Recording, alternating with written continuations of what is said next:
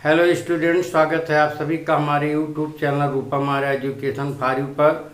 बच्चों, आज इस वीडियो में हम लोग फ्लेमिंगो के फोर्थ पोएम का स्टडी करेंगे और वह पोएम है ए थिंग ऑफ ब्यूटी।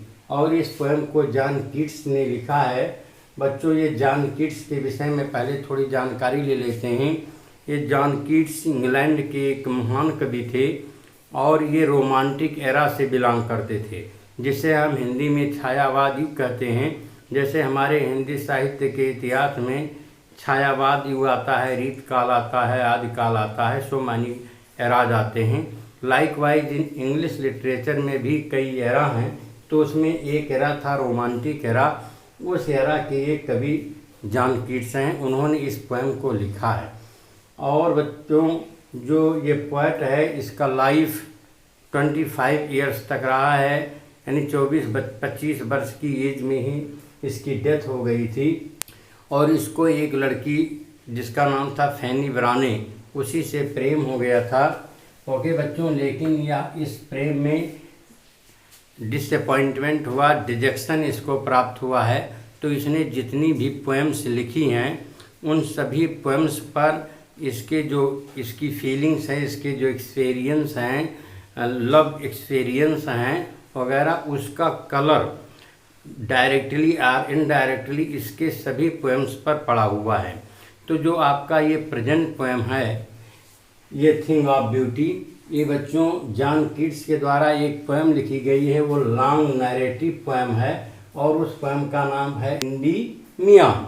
इसी पोएम का एक फर्स्ट स्टेंजा आप कह सकते हैं, या आपके कोर्स में प्रेस्क्राइब है, जिसका हम स्टडी करेंगे। ओके बच्चों, तो इस पोएम को शुरू करने से पहले कुछ इम्पॉर्टेंट चीज़ें हैं जिसे आपको जान लेना ज़रूरी है कि बच्चों इस पोएम का इंट्रोडक्शन क्या है, इसमें कौन कौन से पात्र हैं, इसमें पोएट्स ने कौन सी बात कही है, या इस पोएम की बैकग्राउंड क्या है। तो ओके बच्चों, जो इसका लॉन्ग पोएम है एंडीमियन, उसमें एंडीमियन एक शेफर्ड बॉय है, एक ब्यूटीफुल यंग शेफर्ड यूथ है। ये एक मिथ का पात्र है, माइथोलॉजी जिसे कहते हैं। क्रिश्चियन माइथोलॉजी के अनुसार ये एंडीमियन एक शेफर्ड बॉय है और इसको एक लड़की, यू कैन से, या एक फीमेल कैरेक्टर कह सकते हैं, वह इससे प्रेम करती थी, जिसका नाम था सेलिनी। और ये सेलिनी क्या थी? सेलिनी को क्रिश्चियन माइथोलॉजी में जो है मून गॉडेस माना जाता है, यानी चांद की जो देवी इसको माना जाता है। वह इससे प्रेम करती थी, इससे एंडीमियन से। और जब ये रात्रि में सो जाता था तब वह अपने चैरियट पर, यानी मून चैरियट पर सवार होती थी और उसको सोते हुए देखती थी। और वह ये चाहती थी कि वह हमेशा उसके साथ हो जाए। तो जब रात में वह उसके साथ आती थी और रहती थी, फिर उसने क्या किया, उसने जुपिटर से रिक्वेस्ट किया कि वह इसके पास ऊपर चला आए, जिससे वह हमेशा के लिए उसके साथ रह सके। तो ये तो रहा बच्चों आपका एंडीमियन और सेलिनी की स्टोरी। और जो आपका ये प्रेजेंट पोएम है, यह उसी ग्रीक की कहानी पर आधारित है। ओके, और इसमें आप पाएंगे कि जो एंडीमियन है यानी शेफर्ड बॉय है, और आपका ये पोएट जॉन कीट्स है, एक माउंट लैटमॉस है, एक पर्वतीय स्थान है, यू कैन से, माउंट लैटमॉस, उसी पर रहते हैं। और ये सिंथिया का एक विजन देखते हैं, उसकी कल्पना करते हैं। ये सिंथिया क्या है बच्चों? ये सिंथिया जो सेलिनी है, जो मून गॉडेस है, उसी का रीनेम है, यानी सेलिनी को रीनेम दे दिया गया, दूसरा नाम दिया गया है सिंथिया। ओके, तो इसी सिंथिया की कल्पना करते हैं और वह उसकी ब्यूटी से इतने इंचेंटेड हो जाते हैं, इतने आकर्षित हो जाते हैं कि वह उसको खोजने के लिए निकल पड़ते हैं। एंड सो वांडर्ड करते हैं वह लोग फॉरेस्ट में और इवन अंडर द सी तक उसको खोजते हैं।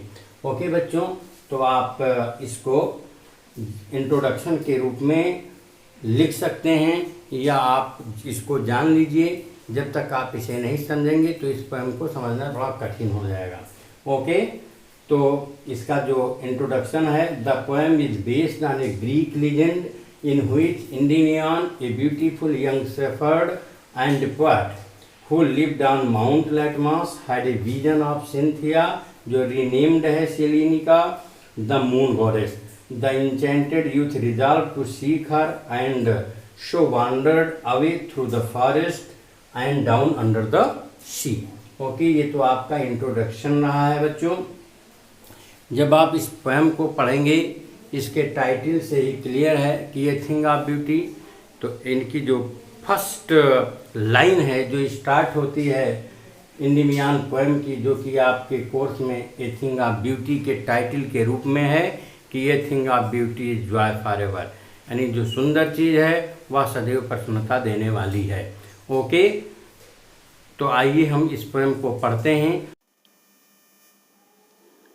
A thing of beauty is Joy for ever, it's loveliness increases, it will never pass into nothingness, but will keep a bower quiet for us, and sleep full of sweet dreams and health and quiet breathing.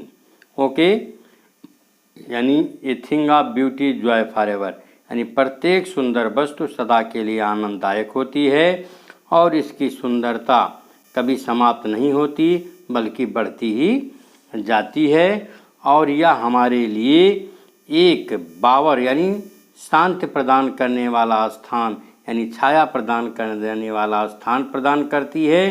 And sleep, और हमें एक ऐसी निद्रा देती है जो full of sweet dreams, यानी जो मधुर सपनों से भरी नींद या मुझको दिलाती है, और स्वास्थ्य हेल्थ एंड क्वाइट ब्रीदिंग, और चैन की सांस प्रदान करती है।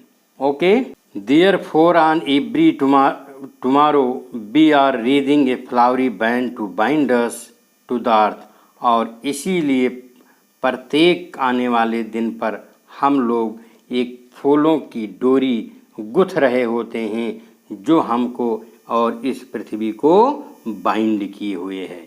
Okay, in spite of despondence of the inhuman dearth of noble natures of the gloomy days of all the unhealthy and over darkened ways made for our searching.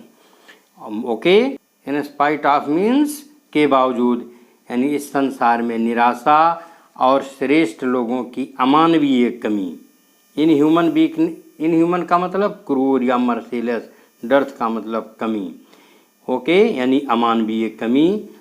Of noble natures का मतलब श्रेष्ठ लोगों की, तो श्रेष्ठ लोगों की अमानवीय कमी। And the of the gloomy days, और मायूसी के दिनों, ग्लूमी का मतलब उदासी या मायूसी के दिनों। और आगे of all the unhealthy and over darkened ways, और हमारे सर्चिंग के लिए, मेड फॉर आवर सर्चिंग का मतलब यहाँ भटकने, और हमारे भटकने के लिए बने डार्कन्ड वेज यानी अंधेरे रास्ते, और अस्वस्थता प्रदान करने वाले रास्ते के बावजूद हम लोग क्या करते हैं, हम लोग प्रतिदिन इस धरती से जुड़े रहने के लिए फूलों के बंधन गुथते रहते हैं। ओके, नेक्स्ट देखें। Yes, in spite of all some shape of beauty moves away the pall from our dark spirit. इन सब के बावजूद ब्यूटी की कुछ शेप्स हैं, कुछ चीज़ें हैं, कुछ नमूने हैं जो मूव्स अवे का मतलब हटा देती हैं, द पाल का मतलब पर्दा यानी बेल को हमारे डार्क स्पिरिट से, हमारे निराशा भरे हृदय से, निराशा भरे मन से उस पर्दे को सुंदरता की कुछ चीज़ें हटा देती हैं। वह सुंदर चीज़ें कौन सी हैं उसका एग्जाम्पल्स पोएट यहाँ पर देता है। वह कौन कौन सी चीज़ें हैं उसमें पोएट देता है। क्या एग्जाम्पल है आप देखें। सच द सन, जैसे कि सूरज है, द मून चंद्रमा है, ट्रीज ओल्ड एंड यंग, यानी पुराने और नए वृक्ष, जो स्प्राउटिंग है सैडी बून, स्प्राउटिंग का मतलब कपोले निकालना, न्यू शूट्स निकालना, नई नई कपोले निकालते हैं छाया के रूप में, और वो छाया एक बून के रूप में, बून मतलब वरदान के रूप में साबित होते हैं। किसके लिए? फॉर सिंपल शीप्स, यानी उन साधारण शीप के लिए, भेड़ों के लिए। Sheep is the symbol of innocence people, निर्दोष लोगों के लिए। And such are daffodils with the green world they live in, और इसी तरह से डैफोडिल्स बच्चों एक प्रकार का फूल है, और इसी प्रकार से डैफोडिल्स के पुष्प हैं कि मैं जिस हरे संसार में रहते हैं वह प्रसन्नता प्रदान करते हैं। एंड क्लियर रिल्स, रिल्स का मतलब होता है बच्चों जल की धाराएं छोटी छोटी। And clear reels that for themselves A cooling covert make, और उसी तरह से ये जो स्वच्छ जल की धाराएं हैं वह अपने लिए, जो कवर्ट का मतलब झुरमुट, अपने लिए ठंडी प्रदान करने वाली झुरमुट बना लेते हैं। किसके लिए बना लेते हैं? अगेंस्ट द हॉट सीजन, गर्मी के सीजन से बचने के लिए। द मिड फॉरेस्ट ब्रेक, यहाँ पर बच्चों जो ब्रेक है, आपको ब्रेक को कहते हैं झाड़ झंखाड़, यानी ये जंगल के बीच में झाड़ झंखाड़ जिसमें पाए जाते हैं, यानी जो छोटे छोटे निचले पौधे होते हैं।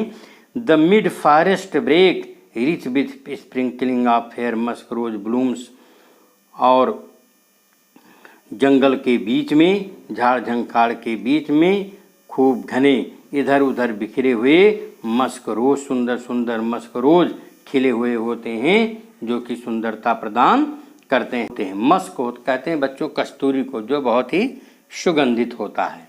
Okay, and such too is the grandeur of the dooms we have imagined for the mighty dead, और इसी प्रकार डूम्स का मतलब बच्चों फेट, ग्रेंजर का मतलब शानदार, और इसी प्रकार उन शक्तिशाली मृतकों का प्रारब्ध है, फेट है, जिसकी हम इमेजिन करते हैं, कल्पना करते हैं।